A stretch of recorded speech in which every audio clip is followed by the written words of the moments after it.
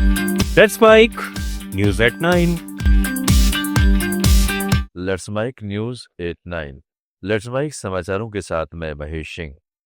अमेरिकी राष्ट्रपति Donald Trump और चीन के राष्ट्रपति शी जिनपिंग के बीच दक्षिणी कोरिया में चल रही बातचीत खत्म हो गई।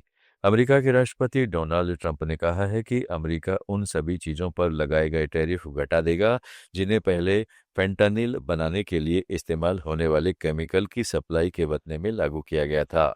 इन्हें अमेरिका फेंटानिल टैरिफ कहता है। यह टैरिफ 20 से घटाकर 10% कर दिया गया है। ट्रंप ने यह भी कहा है कि चीन पहले की गई अपनी घोषणा के मुताबिक अमेरिका से बड़ी मात्रा में सोयाबीन खरीदने के लिए तैयार हो गया है। उन्होंने कहा है कि चीन के साथ रेयर अर्थ के व्यापार का मुद्दा भी सुलझा लिया गया है। तेलंगाना में हैदराबाद की साइबर क्राइम पुलिस ने ऑनलाइन टिकट बुकिंग में धोखाधड़ी कर 3 करोड़ रुपए लूटने वाले 5 लोगों को गिरफ्तार किया है। आरोपी पहले वॉलेट रिचार्ज करते, टिकट बुक कर कैंसिल करते और रिफंड से बैलेंस बढ़ाकर पैसा निकाल लेते। पुलिस ने इनके पास से 24 फोन और 19 सिम जब्त की हैं। पुलिस ने कहा है कि यह फ्रॉड पैन इंडिया नेटवर्क का हिस्सा था। इनके साथ ही 10 अन्य साइबर केसों में 20 और गिरफ्तारियां हुई हैं।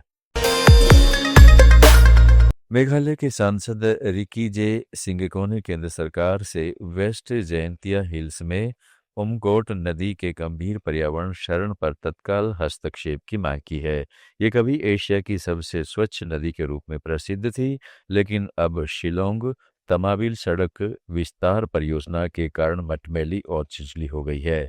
उन्होंने केंद्रीय परिवहन मंत्री नितिन गडकरी और पर्यावरण मंत्री भूपेंद्र यादव को पत्र लिखकर national highway and infrastructure development corporation पर पहाड़ काटकर मिट्टी व मलबे को ओमंतयंगार और उमंगोट नदियों में बिना किसी रोकथाम के फेंकने का आरोप लगाया, जिससे भारी गाद जमा हो गई। सांसद ने जापान इंटरनेशनल कॉरपोरेशन एजेंसी की फंडिंग वाली परियोजना में पर्यावरणीय सुरक्षा मानदंडों की अनदेखी पर सवाल उठाया और एनवायरमेंटल इम्पैक्ट असेसमेंट रिपोर्ट की जांच की मांग की। साथ ही मेघालय प्रदूषण नियंत्रण बोर्ड की निष्क्रियता पर नाराजगी जताई। और अब बात करते हैं बिहार विधानसभा चुनाव की। मुजफ्फरपुर में केंद्रीय मंत्री रामनाथ ठाकुर ने कहा है कि लोगों में बहुत उत्साह है और फिर से एनडीए सरकार बनेगी। लोकसभा में विपक्ष के नेता राहुल गांधी के बयान पर उन्होंने कहा, बहुत अभद्र व्यवहार किया है, कोई नेता ऐसा नहीं कर सकता है। चुनाव के समय में यह बात बोलना उनके हक में नहीं है। उत्साह है और फिर से एनडीए सरकार बनेगी। राहुल गांधी कल छठ को लेकर टिप्पणी की थी, उस पर भी बहुत अभद्र व्यवहार उन्होंने किया है। राहुल गांधी ने, कोई पॉलिटिशियन ऐसा नहीं कर सकता है और लगता भी नहीं है कि वो पॉलिटिशियन है। चुनाव के समय में ये बात बोलना उनके हक में नहीं हुआ। धन्यवाद। वहीं कांग्रेस नेता राहुल गांधी के बयान पर केंद्रीय मंत्री जीतन राम मांझी ने कहा है कि राहुल बचकानी हरकत करते हैं, उनमें गंभीरता नहीं है। छठ जैसे महापर्व के लिए ऐसे शब्द बोलकर वे अपने साथ साथ अपने पूर्वजों का नाम भी बदनाम कर रहे हैं। बोल दे रहे हैं राहुल गांधी डांस करने के लिए। देखिए, राहुल गांधी एकदम बचकाना हरकत करते हैं। उनको उनमें कोई गंभीरता नहीं है। सब लोग पहले कहते थे तो हम विश्वास नहीं करते थे, लेकिन अब पूर्ण विश्वास हो गया है कि उनसे बचकाना हरकत करने वाले वर्तमान राजनीति में कोई नहीं है। छठ ऐसा महापर्व जो शुद्धता का, पवित्रता का यह है, जिससे आत्मशुद्धि होती है, जिससे शारीरिक शुद्धि होती है।